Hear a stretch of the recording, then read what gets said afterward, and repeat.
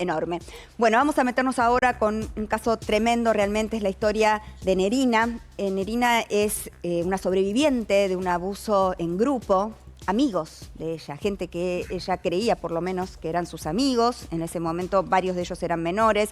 Ahora Martín nos va a contar un poco lo que ha sido este caso para después hablar con Nerina, que la verdad la ha pasado muy mal.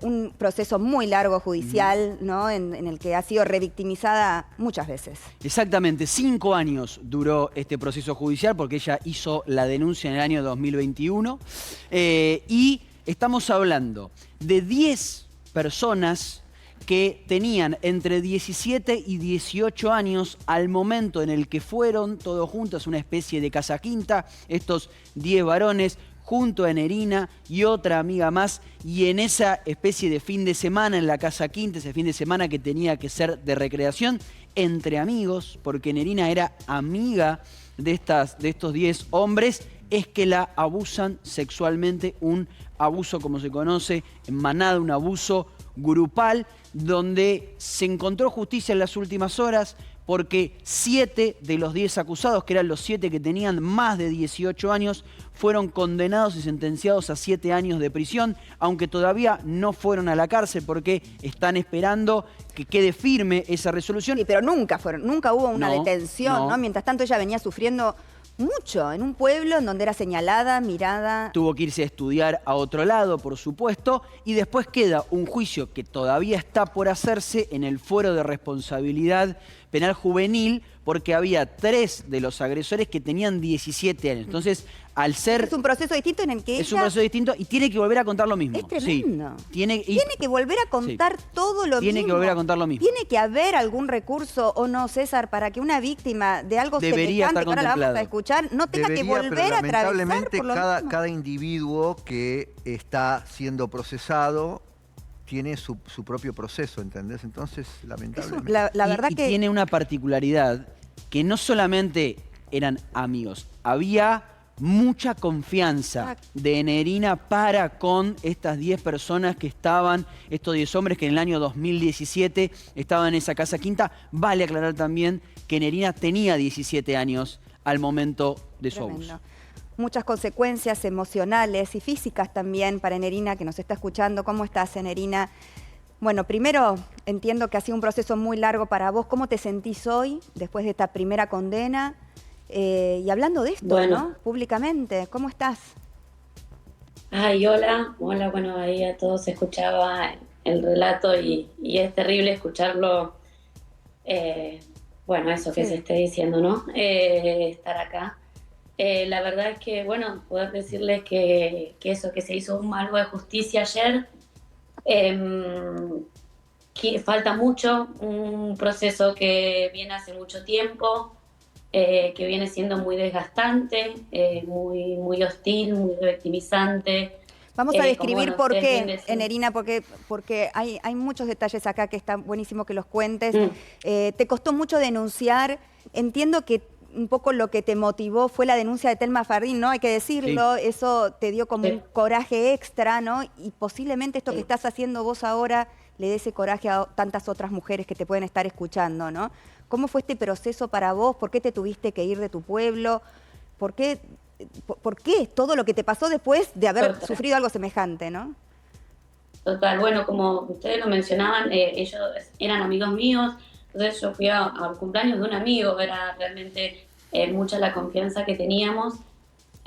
Al momento que pasa el hecho, ellos mismos me decían, esto no cuentes nada, nadie te va a creer, ¿qué vas a decir? Fue durante un año en el que yo me responsabilicé de lo que me habían hecho, de la atrocidad que me habían hecho, y me empecé a hacer cargo de lo que generaba mi cuerpo, que empezó a generar que tenga muchos problemas de salud, que empieza a convertirme en una persona muy autodestructiva, bueno, que no sea la misma persona que era, ¿no? En 2018, cuando sale la denuncia de Telma Fardín, y con su denuncia se conocen muchos relatos más, es que ahí me di cuenta que sí era posible que me crean, que era mentira esto, que nadie me iba a creer, que yo sí tenía pruebas para demostrar que ellos me habían violado, y que la gran prueba era yo. era que era otra persona.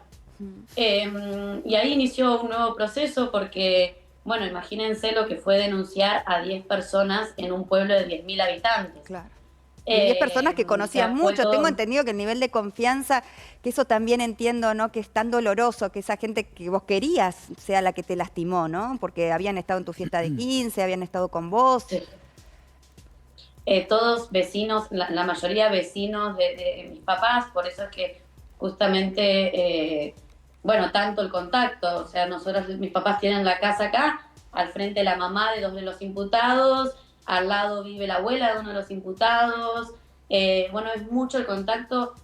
Imagínense que yo ahora estoy en el campo, bueno, que es de acá de nuestra familia, porque bueno, no es posible estar en el pueblo con tanto contacto con ellos, teniendo hoy en día una condena, y bueno, durante estos 9 años reinó la impunidad en el pueblo, que también eso complejizó mucho más el presentar una denuncia. Porque yo cuando empiezo a contar lo que pasó, lo empiezo a comentar en el pueblo con si sabía una piba que estaba teniendo algún contacto con alguno de ellos.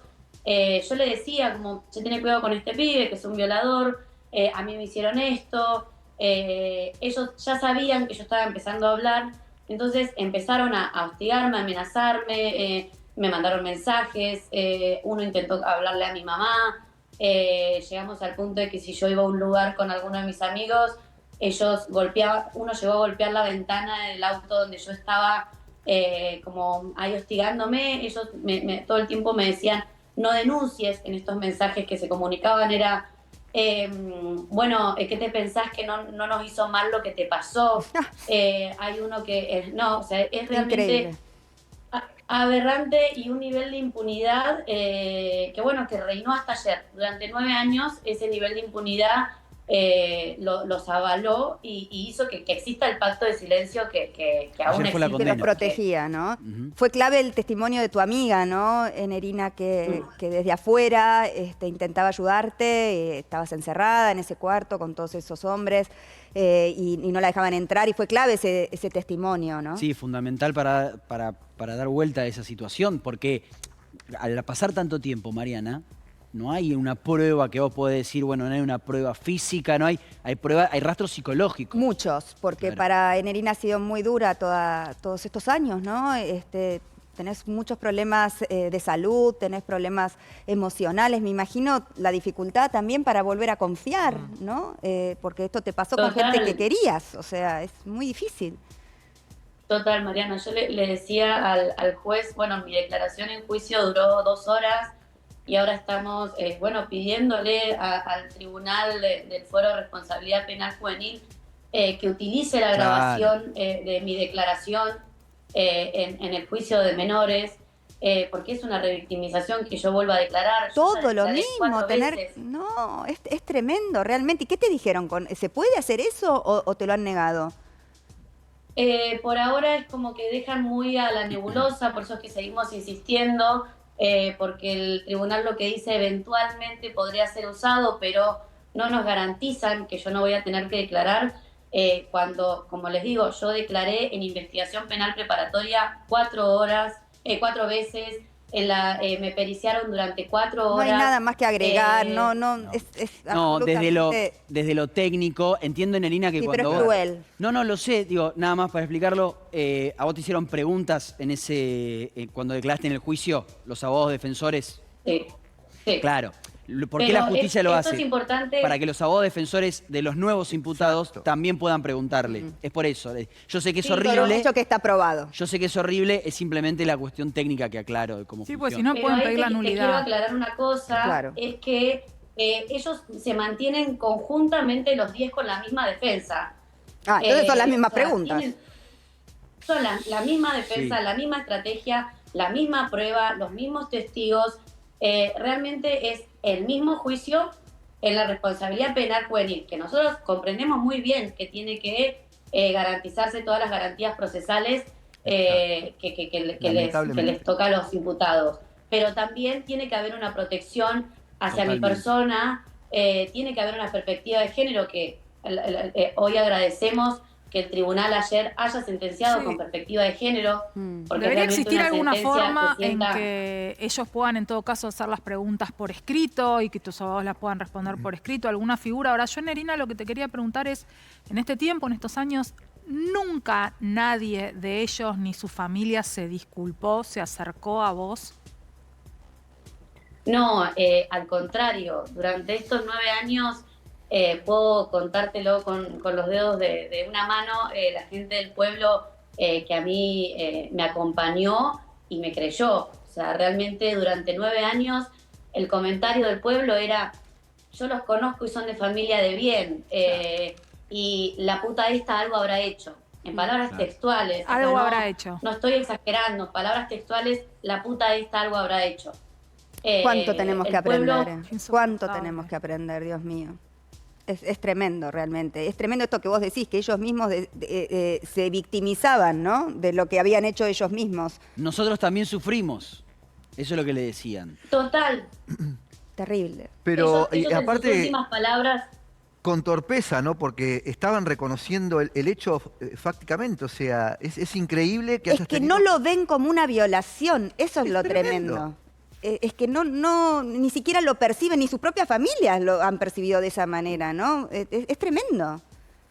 Hay que escuchar a la víctima para entender lo que le pasó a Nerina en ese cuarto con todas esas personas que conocía, que confiaban. Ahora, ellos todavía no están detenidos, no fueron presos. No, porque tiene que esperar a que es quede primera firme. instancia, ¿no? Tiene que esperar a que quede firme. Ellos Claro. pueden apelar todavía. Ya lo apelaron. Ya o lo lo van a apelar en unas horas.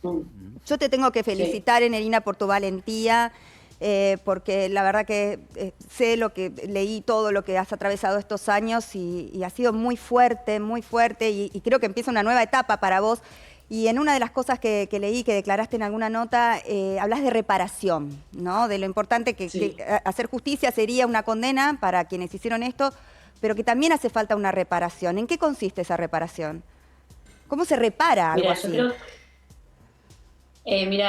Belén López Peiró, una escritora que cuenta su testimonio de abuso, ella en su libro, su segundo libro, dice algo muy hermoso que es: se puede reparar un cuerpo como se repara una taza rota, se verán las fisuras en la mente, y yo creo que ahí está un poco el constante construcción de lo que es reparación.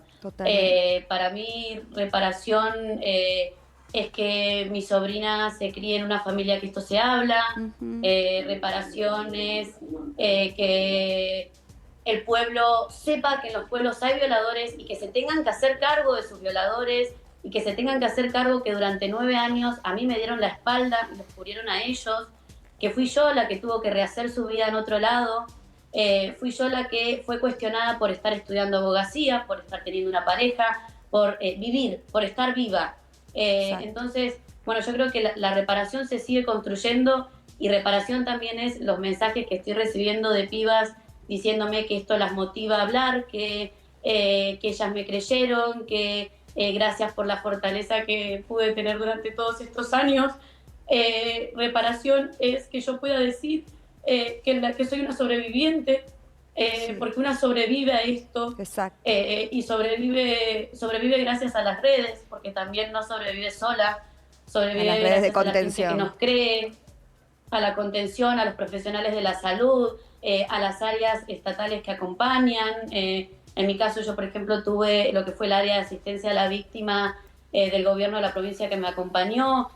Tuve una instructora de la causa en Fiscalía que no sabía dónde darle la vuelta, porque realmente la imputación era muy compleja desde el inicio, y hubo un compromiso ahí de que era importante sentar un precedente. Y ayer reparación fue que un tribunal sentenció con perspectiva de género. Bien. Y algo que debería ser habitual, porque es una obligación de los tribunales.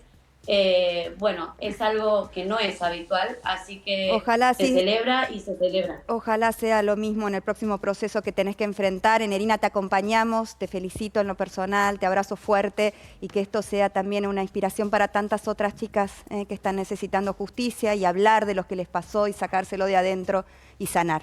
Gracias por tu testimonio. Un beso Gracias, gracias por el espacio. Muchísimas gracias. Bueno, hasta acá llegamos. Me emocionó mucho totalmente. escucharla. Es muy duro lo que ha vivido. Y es tan importante que hablemos de esto. Bueno, hasta acá llegamos.